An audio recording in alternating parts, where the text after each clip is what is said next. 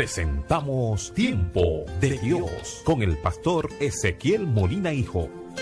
Una palabra de fe que puede transformar. Sus Biblias en Hechos capítulo 9, libro de los Hechos de los Apóstoles capítulo 9. Gloria a Dios. Vamos a leer a partir del verso 32. Hoy quiero hablarles con el tema el impacto de un milagro, segunda parte. El impacto de un milagro. Dice la palabra del Señor en Hechos capítulo 9, verso 32. Aconteció que Pedro, visitando a todos, vino también a los santos que habitaban en Lida, y halló allí a uno que se llamaba Eneas, que hacía 8 años que estaba en cama, pues era paralítico.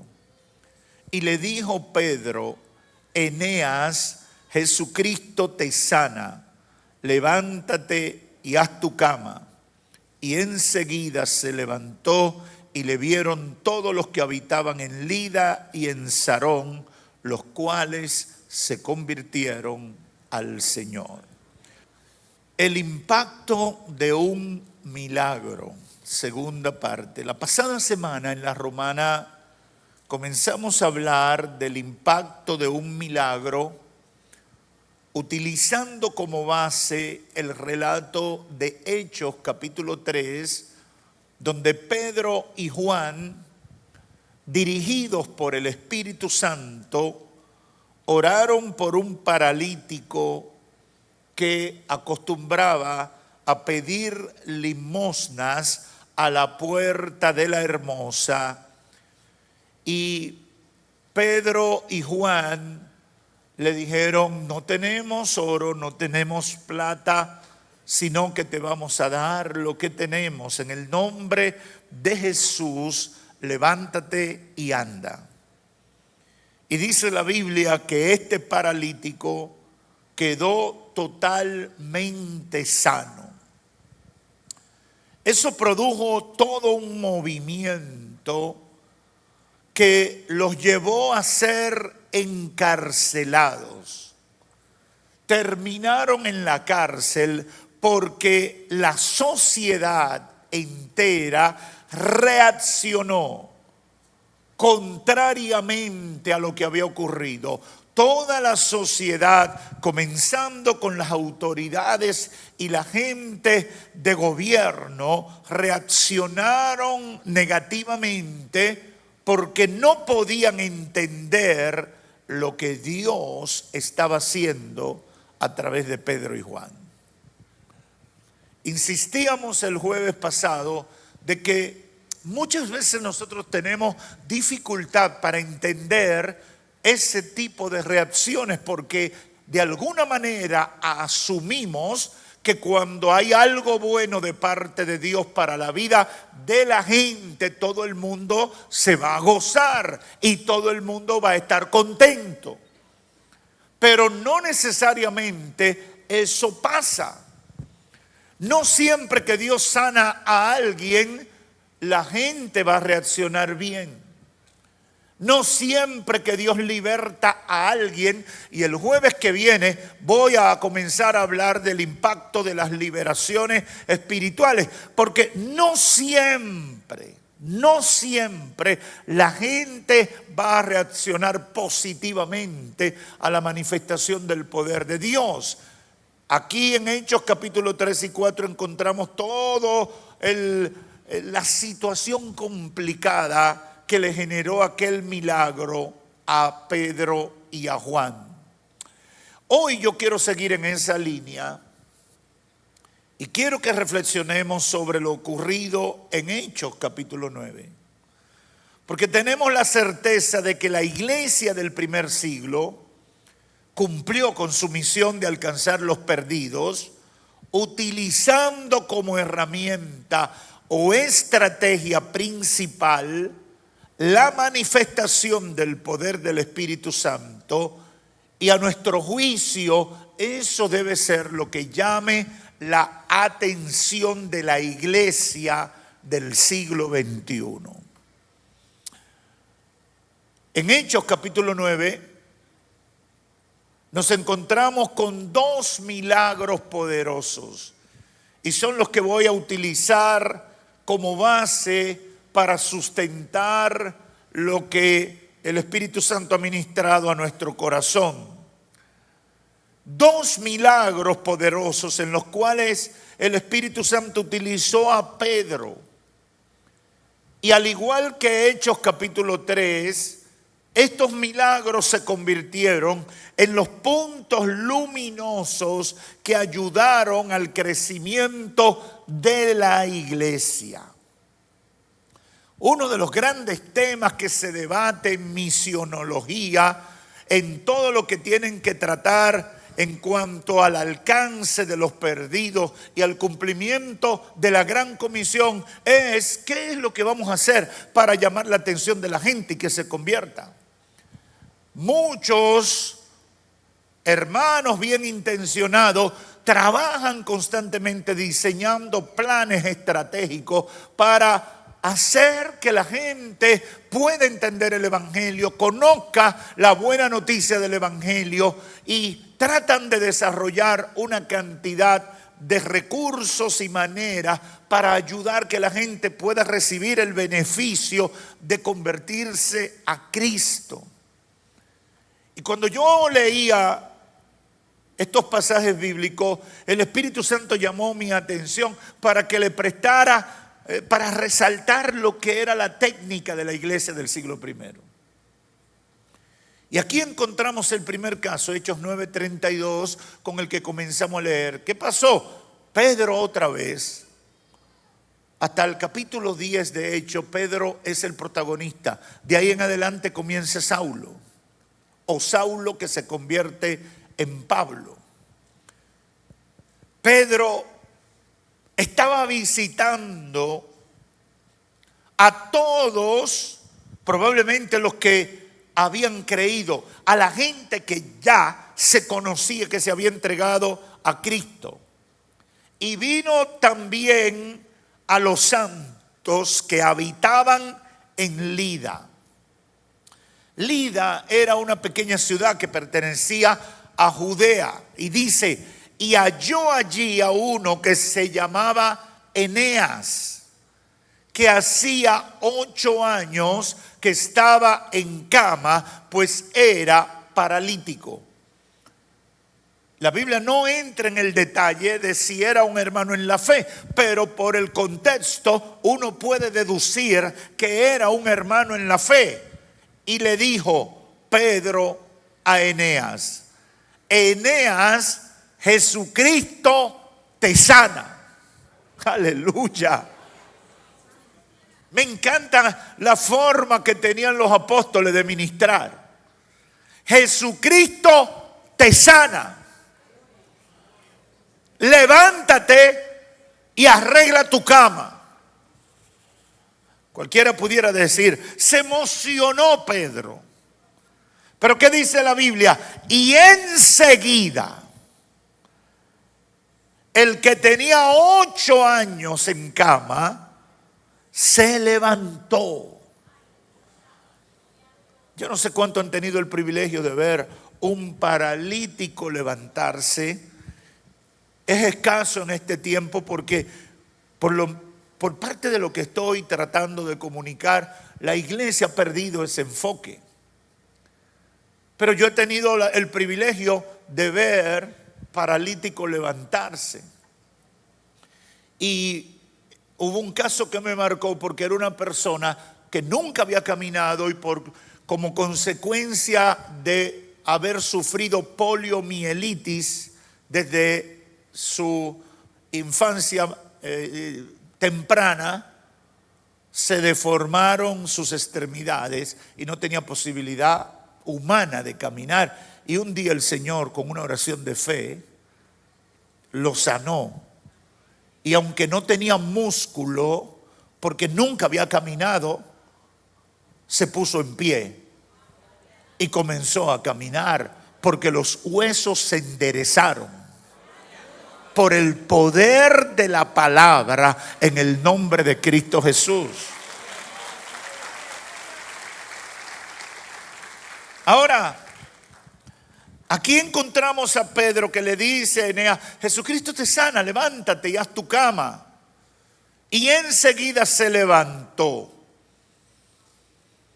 Esta pequeña ciudad era una ciudad con relativamente pocos habitantes, era casi un paraje.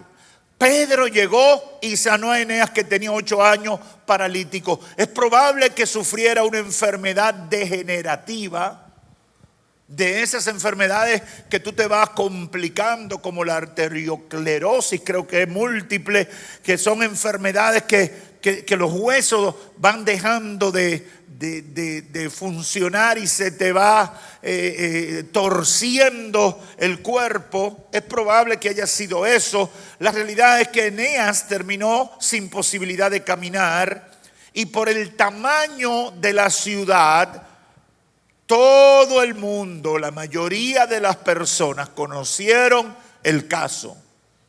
En los pueblos pequeños, todo el mundo sabe quién es fulano de tal, porque la gente se choca, se cruzan, se encuentran en el supermercado, se encuentran en la escuela, se encuentran en las cosas comunes, porque es pequeña la ciudad. Así que en Lida todo el mundo se había enterado de que Eneas había sufrido una enfermedad que lo había postrado, y ya tenía 8 años paralítico. Lucas no da más detalle en este relato del libro de los Hechos, sino que dice que al parecer Pedro se encontró, o quizás los hermanos le dijeron: nuestro querido hermano Eneas está enfermo, ven para que ores por él.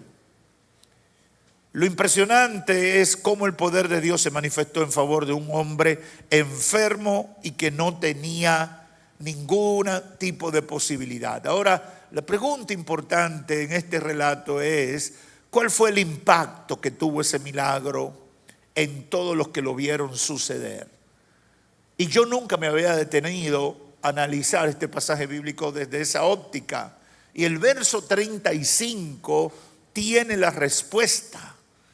Y le vieron todos los que habitaban en Lida y en Sarón, otra comunidad cercana, los cuales, después de ver el poder de Dios manifestarse en un hombre que estaba postrado, se convirtieron al Señor. Aleluya. No dice mucho detalle, porque la Biblia solamente da los detalles básicos y fundamentales para entender lo que Dios quiere comunicar. Porque si fuera así, entonces tendría que ser como 200 libros. Ahora, todos los que vieron que habitaban en Lida y en Sarón se convirtieron al Señor. Algunos estudiosos de la Biblia dicen que fueron muchos y no todos los habitantes de Lida. Pero yo me limito a lo que dice Lucas. Y le vieron todos los que habitaban en Lida y en Sarón, los cuales se convirtieron al Señor. Ese milagro se convirtió en la gran estrategia misionera para la salvación de la gente en esas 2 pequeñas ciudades. Nos dieron comida, nos repartieron tratado, nos pusieron un hospital. Solamente Pedro oró por un paralítico, se levantó y se desató un avivamiento que trajo a la mayoría de la ciudad a los pies de Cristo. El segundo caso va en la misma dirección. Verso 36, capítulo 9 de Hechos. Había entonces en Jope, 18 kilómetros más adelante, una discípula llamada Tabita, que traducido quiere decir al griego es Dorcas.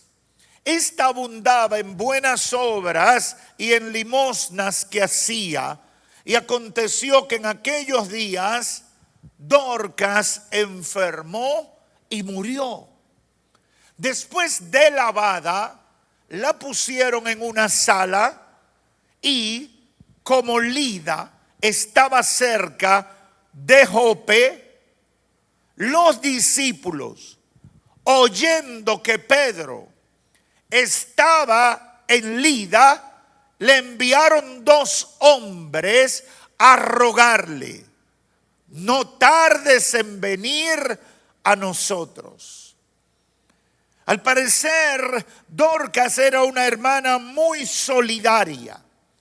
Era una hermana muy preocupada con las viudas, que en el primer siglo eran personas con muchas limitaciones, muy necesitadas, porque la sociedad no le permitía trabajar. La sociedad no le permitía emprender algún tipo de negocio para sostenerse, y al parecer Dorcas o Tabita era una mujer con cierta condición económica que usaba para ayudar a las viudas. La Biblia no detalla la causa de la muerte de Dorcas, pero la hermana murió. Y en ese lugar los muertos lo bañaban y lo exponían por 3 días. Al enterarse de que Pedro, el hombre que Dios estaba utilizando de manera extraordinaria, andaba por Lida, solo a 18 kilómetros, lo mandaron a buscar para que viniera a orar por la hermana Dorcas que había muerto. Y aquí quiero resaltar la fe de los hermanos. Dios había usado a Pedro para levantar a un paralítico, pero no para resucitar a un muerto. Hay una diferencia importante. No es lo mismo usted ir a orar por una gente que usted ve que está mala, que está cojeando, que usted orar por uno que ya lo bañaron y lo empolvaron y lo pusieron derechito ahí sin moverse. Son 2 temas muy diferentes. Hay mucha gente que tiene fe para orar por el que está caminando todavía, pero el que está muerto cualquiera no ora. Yo he contado este testimonio, pero aquí no lo he contado, así que me lo tienen que soportar. Alguna gente se pregunta, ¿por qué yo muchas veces oro por los enfermos? Y casi en todos los cultos que puedo y en lo que participo, cuando predico en algún lugar, me gusta ministrar por sanidad y liberación. Y una de las razones fue una experiencia que yo viví cuando fui a ver el familiar de un amigo fallecido en una funeraria de la zona oriental de esta capital. Yo llegué a esa funeraria, estaba bien estrechito, el amigo y su familia estaban desconsolados, llorando, y yo me acerqué, como hace uno siempre, al féretro de ese amigo, del papá de ese amigo, y cuando me quedo mirándolo, literalmente, yo escuché una voz que me dijo: ora por él. Yo miré a los lados a ver si hay alguien que se estaba pasando de contento y me quería poner en una situación difícil. Y miré a la derecha, miré a la izquierda, miré hacia atrás y nadie estaba cerca de mí. Era alrededor del mediodía. Yo había utilizado mi hora de almuerzo de mi trabajo y había ido a ser solidario, a darle el pésame, como se dice, a ese amigo que había perdido a su papá. Y yo fui, y cuando escucho esa voz que me dice: ora por él, Y yo lo miro y miro para todos los lados. Y claramente los pensamientos que vinieron a mi mente fueron estos. No vayas a hacer el ridículo. Di que orando por una persona que ya murió. Ese fue el pensamiento que vino a mi mente. Yo escuché la voz. Pero cuando miro el cadáver, rápidamente mi mente me bloquea. Cuidado, no vayas a hacer el ridículo orando por una gente que ya falleció. Me resistí ahí como un minuto. Miré para todos lados, estaba viviendo una experiencia nunca antes vivida y pasaron 3 o 4 minutos más, me despedí de mi amigo y me fui de la funeraria en un estado de impresión enorme porque yo no, lo que había vivido yo sabía que no eran cosas mías, era algo que se salía de lo normal y estaba confundido. Y cuando llego al parqueo y voy a abrir la puerta, yo estoy cavilando en mis pensamientos, Dios mío, ¿qué es lo que me ha pasado? Y comienzo a hablar como con Dios, pero yo solo entrando a mi vehículo. Dios mío, ¿qué fue lo que yo experimenté? ¿Será que me estoy perdiendo el control de mis emociones o algo? Y claramente la voz me volvió a hablar. Quien lo iba a levantar era yo, no eras tú.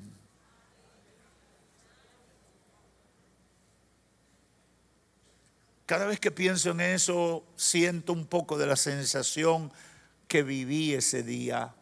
Era el mediodía, un sol candente, pero de repente yo sentí que el único ser que existía en la tierra era yo y había todo un cielo observando mi comportamiento tan cobarde frente a una instrucción de aquel que todo lo puede. Después de esa experiencia, yo he luchado y he logrado en gran medida vencer cualquier temor que se me pueda presentar cuando siento la necesidad de orar por alguien que está mal, aun cuando fuera muerto. Pero son batallas que uno tiene, porque uno puede hacer cosas en el nombre del Señor muchas veces cuando está dentro de la posibilidad humana. Cuando yo creo que eso entra en la esfera de lo posible, pero cuando hay algo que parece imposible, que no hay forma humana de que pueda ocurrir, nosotros tenemos la tendencia a atemorizarnos y dudar de que Dios pueda obrar, tal como la Biblia señala que lo ha hecho en muchas ocasiones. Pedro llegó a la casa de Dorcas y no se encontró con alguien como en Lida, que estaba paralítico. Se encontró con una mujer muerta. Y dice el verso 39, levantándose Pedro fue con los 2 hombres que fueron a buscarlo, y cuando llegó le llevaron a la sala donde les rodearon todas las viudas, llorando y mostrando las túnicas y los vestidos que Dorcas hacía cuando estaba con ellas. Entonces, verso 40, entonces sacando a todos. Y aquí hay un detalle, yo no sé cuántos recuerdan el milagro de la hija de Jairo. Pedro está aplicando aquí el mismo método de Cristo. ¿Por qué? Porque se encontró con una cantidad de personas preocupadas o necesitadas o queriendo ver qué era lo que iba a pasar. Y dice el verso 40, sacándolo a todos, Pedro se puso de rodillas y oró. Porque cuando tú estás enfrentando a la muerte, cuando tú estás enfrentando a la enfermedad, cuando tú estás enfrentando a espíritus y potestades satánicas, tú no puedes tener una atmósfera de incredulidad. Tú tienes que estar con gente de fe. Gente que estén unidas en el Espíritu, creyendo que Dios obrará en esa situación. ¡Aleluya! ¡Aleluya! Sacándolo a todos, Pedro se puso de rodillas. No lo hizo como con Eneas. Se puso de rodillas y oró. Me imagino que Pedro estaba impresionado. ¿Cómo a esta gente se le ocurre llamarme para orar por una persona que ya murió? Yo he orado por paralíticos, he orado por enfermos de diferentes tipos, pero nunca he orado por una persona muerta. Se arrodilló. A Eneas le dijo: Jesucristo te sana. ¡Pum! Se levantó. Pero aquí va de rodillas y clama a Dios. Y volviéndose al cuerpo, mirando el cadáver, le dijo: Tabita, levántate. Y ella abrió los ojos. Aleluya. Yo no sé si usted quisiera pasar una experiencia así. Y ella abrió los ojos. Y al ver a Pedro, se incorporó. Y él, dándole la mano, la levantó. Entonces, llamando a los santos y a la viuda y todo el que estaba llorando, la presentó viva. Levántate. Aleluya. La que estaba muerta había resucitado. Dios obrando a través de la iglesia para impactar al mundo. ¿Qué sucedió a partir de ahí? El mismo fenómeno de Lida y de Sarón, dice el verso 42. Esto fue notorio en toda Jope y muchos creyeron en el Señor. Impresionante. Impresionante la estrategia que el Espíritu Santo le dio a la iglesia para alcanzar a los perdidos. No era más que ser respuesta de Dios a través de la iglesia a las necesidades de la persona. Y ese es el centro de lo que el Espíritu Santo ha puesto en mi corazón. Y por eso lo expreso en estas dos conclusiones. Número uno, la asignación de Jesucristo a sus discípulos, que se conoce como la gran comisión, está muy definida y conectada con el uso de los dones del Espíritu Santo para responder a las necesidades de la gente y que estos se conviertan en discípulos de Cristo. Eso nos obliga a todos los cristianos a revisar nuestra dinámica de acción misionera y la existencia o mantenimiento mismo de la iglesia, en el sentido de que está íntimamente ligada a ser respuesta de Dios a la gente. La iglesia tiene que ser respuesta de Dios a la gente. La iglesia puede hacer programas bonitos, el Día de las Madres. La iglesia puede hacer programas bonitos con los niños. ¿Lo puede hacer o no lo puede hacer? Lo que nunca puede faltar en la iglesia es ser respuesta de Dios para la gente que está necesitada. La iglesia tiene que tener poder de lo alto. La iglesia tiene que tener la capacidad de generar fe y generar esperanza para la gente que el diablo lo tiene cercado o que los problemas lo están ahogando. Es bueno y necesario también convertirnos en hombres y mujeres de Dios que viven dentro de normas cristianas, que tienen una vida nueva, alejada del pecado y que dan testimonio de su fe a un mundo perdido. Pero esa transformación individual no puede excluir la herramienta de predicación por excelencia y la característica distintiva de la iglesia de Jesucristo, que es la de ministrar a las necesidades de la gente. Reconocemos que muchos han cometido excesos, ofreciendo milagros. Reconocemos que muchos han cometido excesos ofreciendo sanidades, ofreciendo soluciones a problemas, extralimitándose a lo que dice la palabra de Dios y el orden establecido en la palabra de Dios. Sin embargo, eso no debe convertirnos en iglesias que parecen logias o clubes sociales o simple grupo de gente buena que solamente se reúne para celebrar lo bueno que son. La gran comisión incluye varias cosas. Mire como dice Jesús en Marcos 16: vayan por todo el mundo y prediquen el evangelio a toda criatura. El que creyere y fuere bautizado será salvo, mas el que no creyere será condenado. Y estas señales seguirán a los que creen. En mi nombre, dice Jesús, echarán fuera los demonios, hablarán nuevas lenguas, tomarán en las manos serpientes, y si bebieren cosa mortífera no les hará daño. Sobre los enfermos pondrán sus manos y sanarán.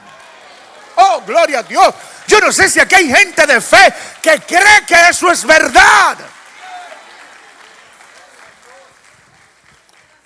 Porque la sorpresa es que hay muchos cristianos en la iglesia del siglo XXI que no lo creen. Pastor, pero ¿y cómo usted va a decir que no creemos lo que dice Marcos 16, 15 en adelante? ¿Cómo va a ser, pastor? Somos cristianos. Bueno, tú puedes decir que eres cristiano, pero tú no crees. Porque tú no te consideras discípulo. Porque tú no haces lo que dice Jesús. Cuando Cristo declara estas palabras y está incluyendo varias cosas, dice: vayan por todo el mundo. ¿Qué significa? Que ningún lugar quedará excluido del plan de Dios. Otra cosa, prediquen el evangelio a todo el mundo. ¿Qué significa? Que hay que compartir el evangelio y eso no excluye a ninguna persona. Pero sobre todo, estas señales, la manifestación del poder de Dios, producirá el impacto que necesitan para que la gente se convierta en discípulo de Cristo. Aleluya, aleluya. En segundo lugar, Hechos 9 con estos dos milagros confirma que la gran estrategia misionera no era repartir alimentos a los necesitados, aunque podemos hacerlo. Hechos capítulo 9 con estos dos milagros también confirma que la gran estrategia misionera no era tener orfanatos para niños desamparados y huérfanos, aunque debemos hacerlo. Hechos capítulo 9 con estos dos milagros confirma que la gran estrategia misionera no era aprender técnicas de atracción a la gente para que se acerque a Dios. El libro de los Hechos y los Evangelios nos enseñan que la gran estrategia fue y sigue siendo utilizar los dones del Espíritu Santo en favor de los necesitados. Esa ha sido la gran estrategia. Y cuando la iglesia no tiene eso, es como un soldado que no tiene arma. Solo tiene el uniforme, pero no puede defender su reino. No puede dañar a su enemigo. está a merced de lo que el enemigo quiera hacer con él. ¿Qué pensaría usted de un policía sin arma, de un soldado sin ningún tipo de arma? ¿Qué pensaría usted? Solo tiene ropa. Y si está pasando algo terrible, usted quiere, y llega un policía, usted quiere ver que venga con el hierro ahí para que le presten atención. Pero si llega sin nada, ¿qué usted cree? ¿Qué usted cree que va a hacer la gente? Mira ¿Y qué es lo que él piensa hacer? Nadie le va a hacer caso. Bueno, a veces yo creo que como cristianos en el siglo XXI, siguiendo doctrinas como la de la cesación, doctrinas que inhabilitan a la iglesia para ejercer los dones del Espíritu en este tiempo, hemos terminado convirtiéndonos en soldados sin recursos para someter a la obediencia al enemigo. La iglesia tiene que llegar a cualquier lugar con la autoridad espiritual, con los dones del Espíritu Santo para establecer el orden de Dios en cualquier territorio donde llega. Los demonios tienen que saber que tu boca está ungida lo suficiente para hacer que el infierno tenga que retroceder y soltar cualquier vida que tenga sometida a esclavitud. Yo no sé si aquí hay gente de fe que está entendiendo lo que estoy diciendo. ¡Aleluya! Esa debe ser nuestra identidad. Esa debe ser. Y yo me siento a veces como Juan el Bautista, como una voz que clama en el desierto, porque siento que la gente como que no asimila. El Espíritu Santo no vino para quedarse en un rincón de la iglesia. El Espíritu Santo no ha venido al mundo para ver que la iglesia se deja ahogar por el afán. El Espíritu Santo vino para equipar a la iglesia y decirle: las puertas del infierno no prevalecerán. Aleluya. Aleluya. Oh. El Espíritu Santo quiere equipar a la iglesia de dones para que puedan actuar en favor de los que están necesitados. Y eso va a revolucionar. Eso va a traer. Eso va a hacer que todo el mundo se acerque. ¿Quiénes venían a los apóstoles? ¿Quiénes venían a Cristo? Todo el que estaba necesitado. Pero venía el hombre más pobre de la ciudad. Pero venían los altos oficiales romanos. Venían los miembros del Sanedrín, como pasó con Jairo. Jairo no era un pelagato. Jairo no era un cualquiera de la ciudad. El Evangelio dice: un principal, una autoridad, un hombre importante. Cornelio no era un cualquiera. Y en el capítulo 11, él estaba orando y él estaba pidiendo. Y el Espíritu Santo mandó a Pedro: ve allá. Y los bautizó y los llenó con el Espíritu Santo. Es decir, todo el mundo tiene sed. Todo el mundo tiene hambre de Dios. Todo el mundo tiene necesidad de Dios. En algún momento la gente sabe que necesita a Dios. Pero la gente necesita una iglesia con autoridad, con poder, con unción que le diga: Eneas, Jesucristo te sana. No soy yo, no es María, no es José. Eneas, no es en el nombre de Pedro que te vas a levantar, no es en el nombre de ninguno de los hermanos. Eneas, Jesucristo te sana y te levanta. Ese tiene que ser el mensaje. Esa tiene que ser la palabra. Esa tiene que ser la autoridad en ejercicio de la iglesia. ¿Por qué? Porque pasará como pasó en Hechos 9. Lo vieron todos. Lo vieron todos. Lo vio el pueblo. Lo vio la familia. Lo vieron los amigos. Lo vieron los vecinos. Se levantó Eneas. Ay, se murió Dorca o Tabita. Ay, pero ahora ya está despierta. ¿Qué pasó? ¿Qué fue lo que pasó? ¿Qué fue lo que pasó en Jope? ¿Qué fue lo que pasó en Lida? ¿Qué es lo que está pasando? Jesucristo te levanta. Aleluya. Aleluya. Ese es el mensaje.